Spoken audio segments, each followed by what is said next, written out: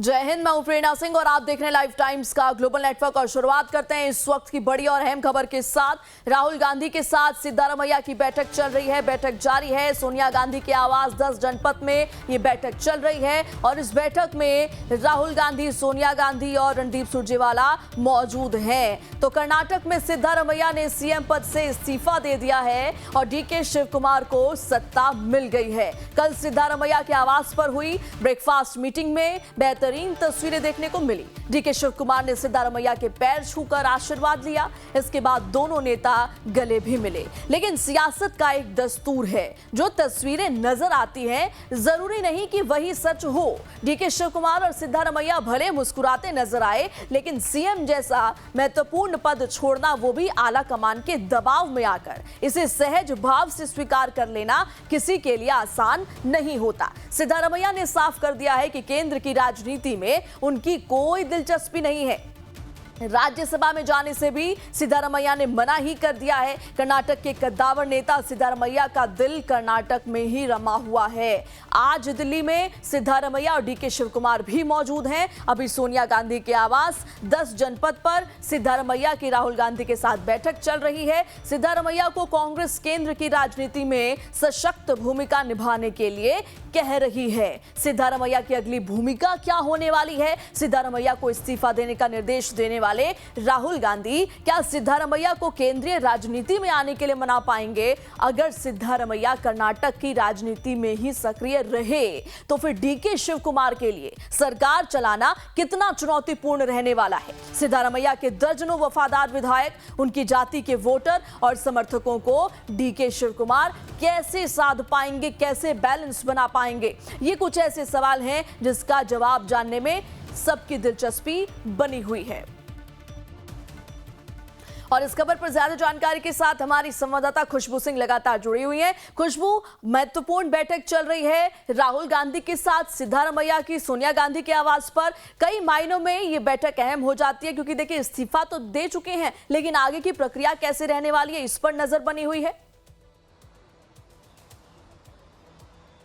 जी बिल्कुल प्रेरणा, इस वक्त बैठक जो है वो राहुल गांधी के साथ शुरू हो चुकी है। सुरजेवाला जो कि कर्नाटक प्रभारी हैं वो भी मौजूद है। सोनिया गांधी के साथ भी ये डिस्कशन होना है। केजे जॉर्ज भी मौजूद हैं।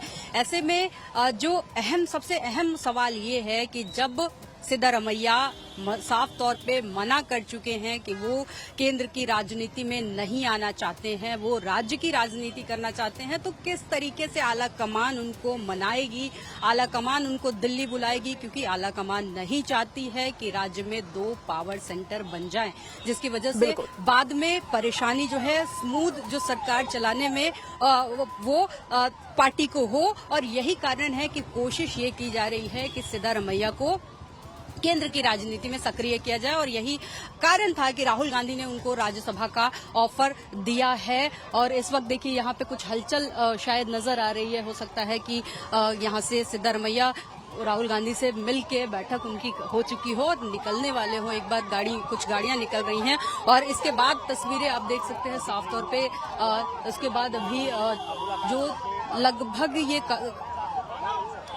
थोड़ी देर इस वक्त सिद्धारमैया की गाड़ी देखिए निकल रही है। सिद्धारमैया राहुल गांधी से मुलाकात कर चुके हैं और करके उनकी जो बातचीत थी अहम था। उन्होंने कहा भी था कि वो केंद्र को आलाकमान को आभार जताने के लिए दिल्ली पहुंचेंगे, और ये सिद्धा की गाड़ी यहां से निकलती हुई, और कोशिश ये है कि सिद्धारमैया बातचीत करें, लेकिन फिलहाल सिद्धारमैया मीडिया से बातचीत नहीं करने वाले हैं। राहुल गांधी से मुलाकात करके वो निकल चुके हैं, उनकी गाड़ी जा चुकी है।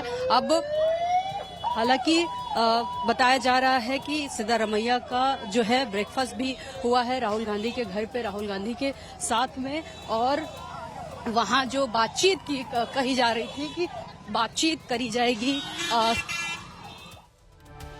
ठीक है खुशबू, आप जुड़े रहिए, वापस लौटती हूँ। और इस वक्त की बड़ी खबर, मीटिंग के बाद सिद्धारमैया बाहर निकले हैं। जैसा कि हमारी संवाददाता तस्वीरों के जरिए आपको दिखा रही हैं, मीटिंग के बाद सिद्धारमैया बाहर निकले हैं। अब देखिए इस मीटिंग में क्या डिस्कशन हुआ, इस पर से अभी पर्दा उठना जरूर बाकी है, क्योंकि देखिए सवाल कई है। पहले भी इस पर चर्चा हम कर रहे थे। खुशबू, मैं आपके पास आना चाहूंगी। लगातार एक बड़ा सवाल था कि ये जो ट्रांजिशन है, जो बदलाव है, क्या कांग्रेस इसे स्मूथ तरीके से कर पाएगी या फिर पावर टसल देखने को मिलेगा? ये जो सवाल है, इस पर से देखिए इसका जवाब अभी तक नहीं मिल पाया। खुशबू, बिल्कुल, देखिए पावर टसल का सबसे अहम सवाल यही है कि क्या अगर सिद्धारमैया ने पद तो छोड़ दिया है, लेकिन अगर सिद्धारमैया राज्य की राजनीति में उसी तरीके से सक्रिय रहते हैं तो साफ तौर पे कहा जा सकता है कि पावर टसल देखने को मिल सकता है। सिद्धारमैया की अच्छी खासी होल्ड है वहां पे, उनके कई उनके समर्थक जो विधायक हैं जो उनके समर्थन में हैं, उनकी भी संख्या ज्यादा है। ऐसे में अगर सिद्धारमैया अभी भी कर्नाटक की राजनीति में सक्रिय and they discussed multiple political issues. I don't have anything to say further. Thank you. Sir, is he ready to come to Delhi is the question. Is he convinced about that?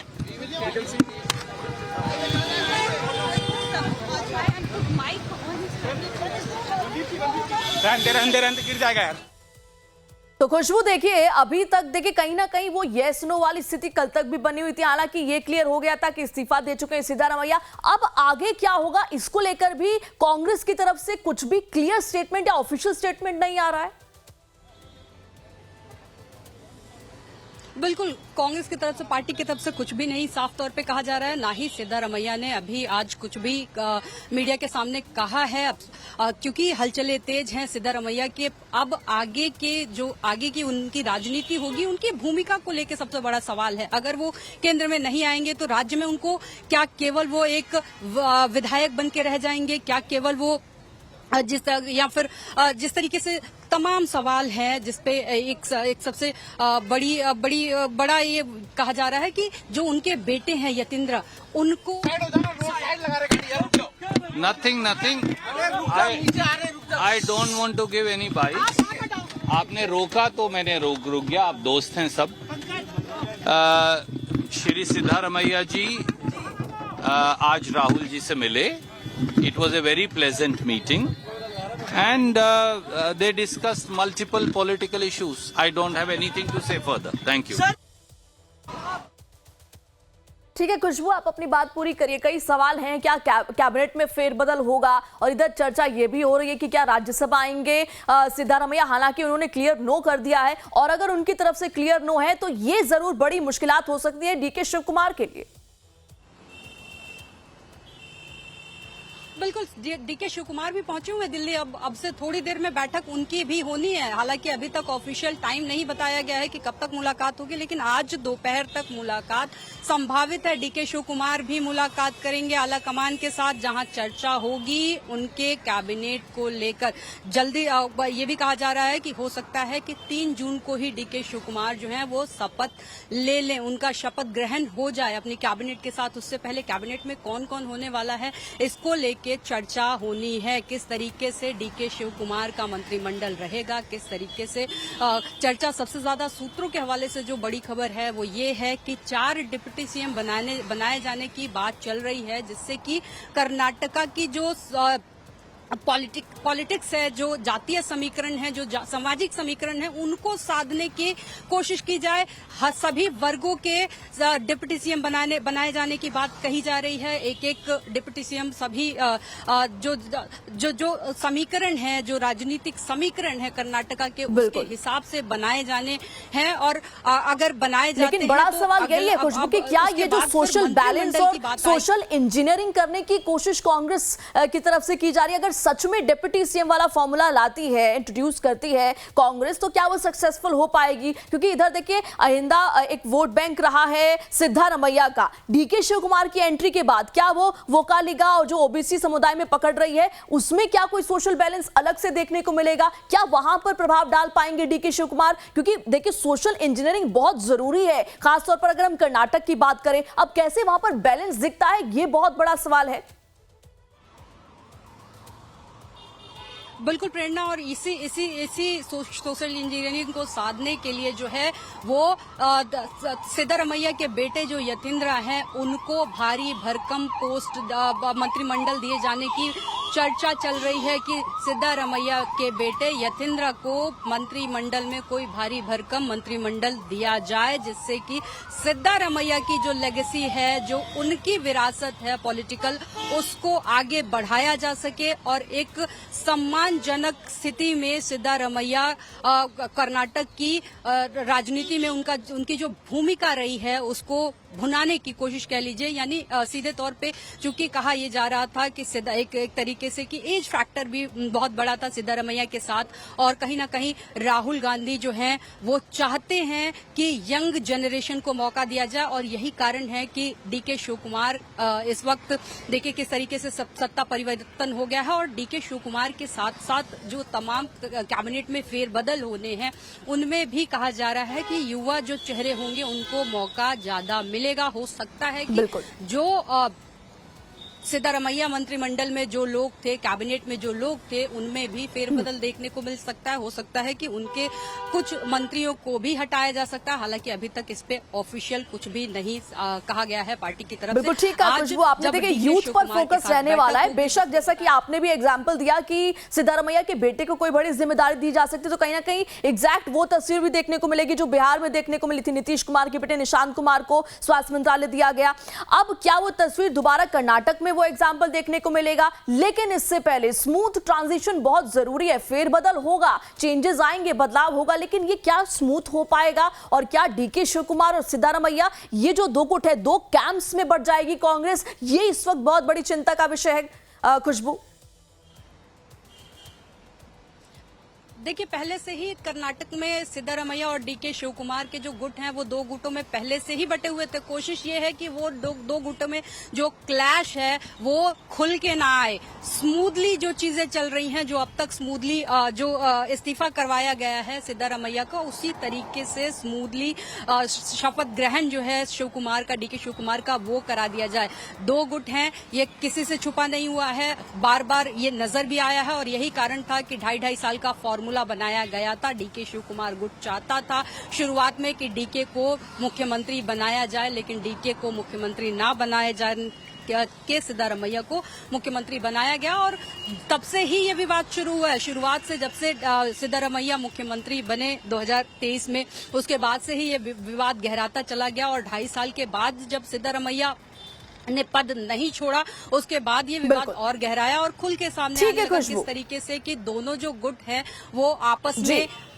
बिल्कुल ठीक है खुशबू, आप नजर बनाए रखिएगा, और इन तमाम जानकारियों के लिए आपका बहुत बहुत शुक्रिया। और इसी पर और चर्चा करने के लिए हमारे साथ दो स्पेशल गेस्ट मौजूद हैं। केवी प्रसाद, श्री कृष्णा जी, आप दोनों वरिष्ठ पत्रकार हैं, आप दोनों का बहुत बहुत स्वागत लाइव टाइम्स पर। सबसे पहले केवी प्रसाद जी, मेरा सवाल आपसे ये रहेगा, अभी दिल्ली में हलचल थी, सिद्धारमैया जस्ट राहुल गांधी से मुलाकात करके ब्रेकफास्ट करके निकले हैं, और इस वक्त कांग्रेस की शीर्ष नेतृत्व की, राहुल गांधी की कोशिश ये है कि सिद्धारमैया को इधर केंद्र की तरफ खींच लिया जाए, राज्यसभा में आने के लिए उनको मनाया जाए, लेकिन अभी उनकी तरफ से तो नो कहा जा रहा है। इस स्थिति पर आप क्या कहना चाहेंगे?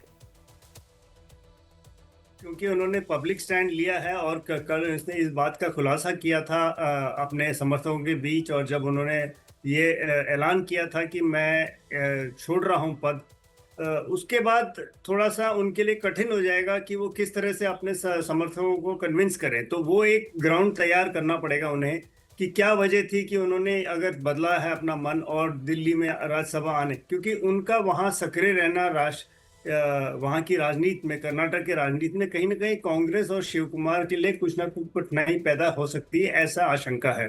तो सबसे पहले तो शायद इसकी तैयारी हो रही होगी, लेकिन फिलहाल चूंकि उनसे इस्तीफा मांग लिया गया, दिलवाया है, तो दो चीजें उनको प्रमुख देखनी पड़ेगी। एक तो डीके शिव कुमार को सत्ता का हस्तांतरण हो जाए, जैसे आपने कहा कि एक सुचारू ढंग से और स्मूथ तरीके से हो जाए, और दूसरा जो कर्नाटक प्रदेश कांग्रेस कमेटी का नया अध्यक्ष होगा, क्योंकि डीके शिव कुमार को वो पद त्यागना पड़ेगा, तो कौन ऐसा व्यक्ति होगा जो दोनों खेमों को राजी भी होगा, दोनों खेमों को मिलके चलाएगा।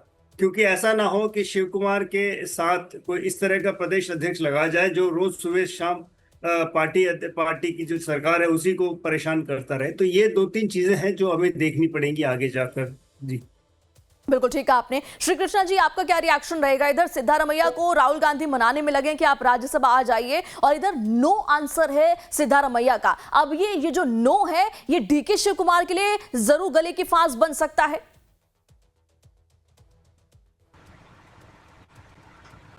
क्या आपका एक मिनट, क्या आप मुझे सुन पा रहे हैं सर?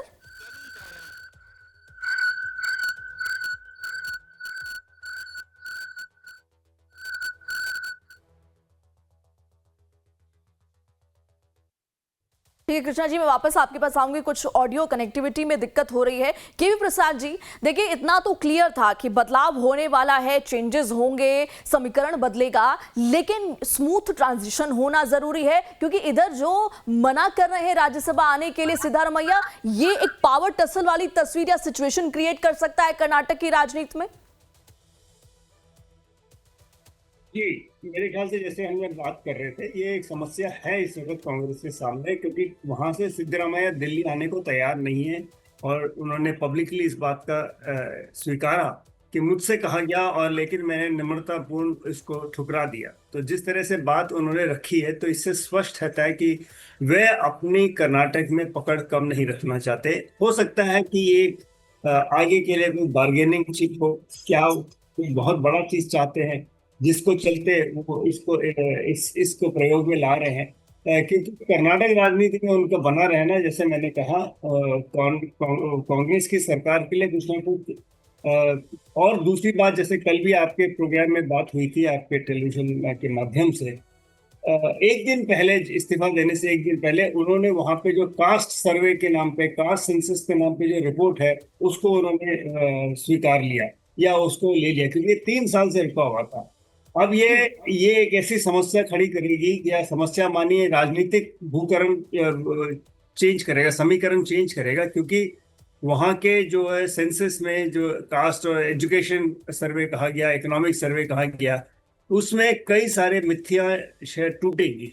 और ये बहुत ज़रूरी है, क्योंकि जो वहाँ के डोमिनेंट कम्युनिटीज़ हैं, जो पॉलिटिकली बहुत ज़्यादा राजनीतिक तौर पे सक्रिय रहते हैं, एक तरफ वोकलिंगा, दूसरी तरफ लिंगायत जो समुदाय हैं, क्योंकि पहले जब इस रिपोर्ट के कुछ अंश छपी थी, तो उसके बाद दोनों समुदाय में कुछ ना कुछ खलबली मची थी, और उसी वजह से इस रिपोर्ट को अभी सार्वजनिक नहीं किया गया। अभी भी सार्वजनिक तो नहीं हुआ है, लेकिन चूंकि सरकार के साथ पेश हो गया है, मुख्यमंत्री के पास आ चुका है, तो इसको लेकर जरूर कुछ ना कुछ गतिविधि तेज होगी, और बीके शिव कुमार और कांग्रेस पार्टी को इसके लिए रास्ता निकालना पड़ेगा, ऐसा मेरा मानना है।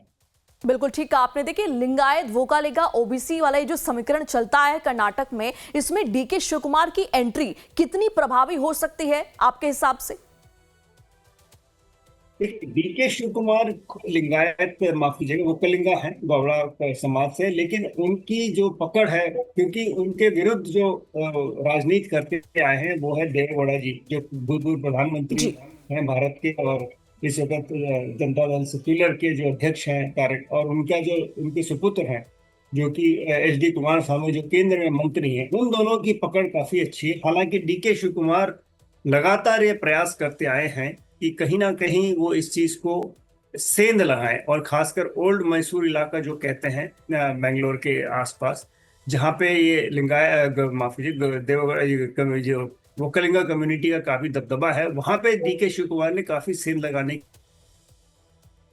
आगे जाके क्या होगा, क्योंकि इस वक्त कांग्रेस के विरुद्ध अगर कोई मोर्चा तैयार है, वो है जनता दल सेक्युलर और भारतीय जनता पार्टी। और भारतीय जनता पार्टी हम सब जानते हैं, दक्षिण राज्य में एकमात्र ऐसा कर्नाटक राज्य है जहाँ की भारतीय जनता पार्टी की सरकार भी रही है, और वो काफी सक्रिय है, और एकमात्र, और वो मानते हैं वहां से उनका दक्षिण की ओर रास्ता निकलेगा।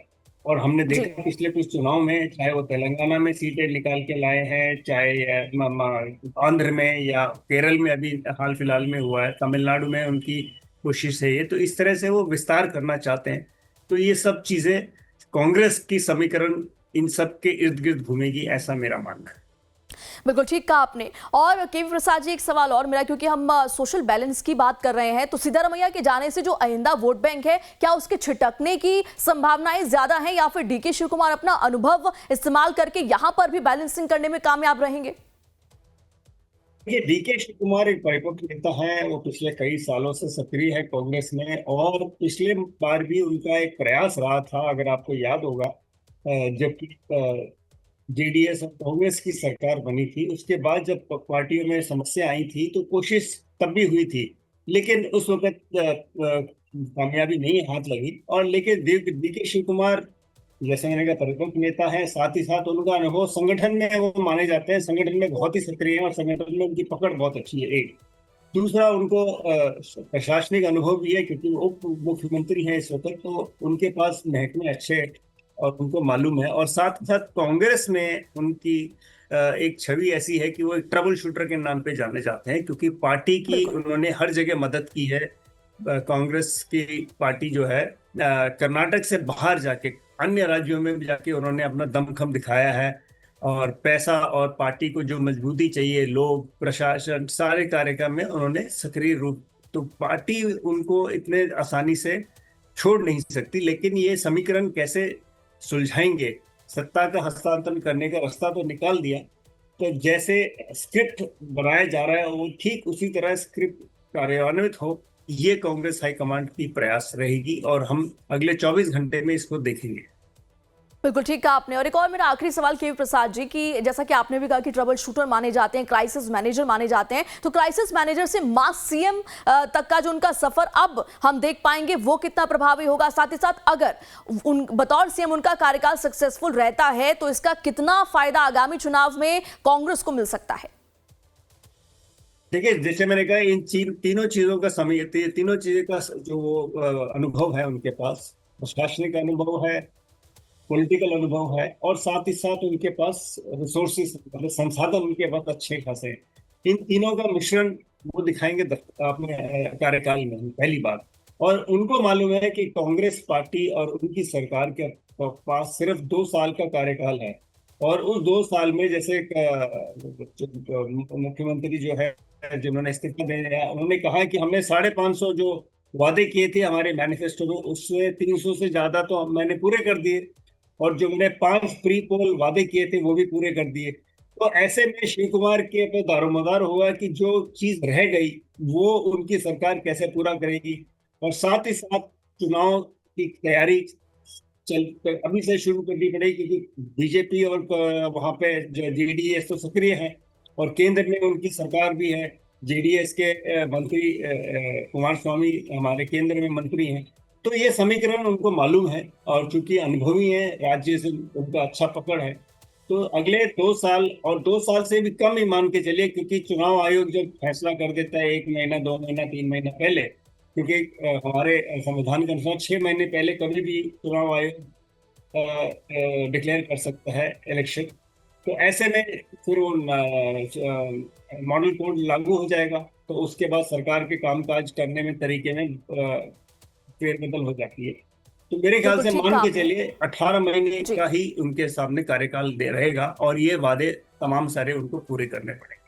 बिल्कुल ठीक। आपने केवी प्रसाद जी, आपका बहुत बहुत शुक्रिया हमारे साथ जुड़ने के लिए। और श्री कृष्णा जी भी जुड़े थे, लेकिन ऑडियो में दिक्कत की वजह से हम उनसे चर्चा नहीं कर पाए। श्री कृष्णा जी, आपका भी बहुत बहुत शुक्रिया हमारे साथ इस चर्चा का हिस्सा बनने के लिए। और लाइव टाइम्स पर खबरों का सिलसिला लगातार जारी है।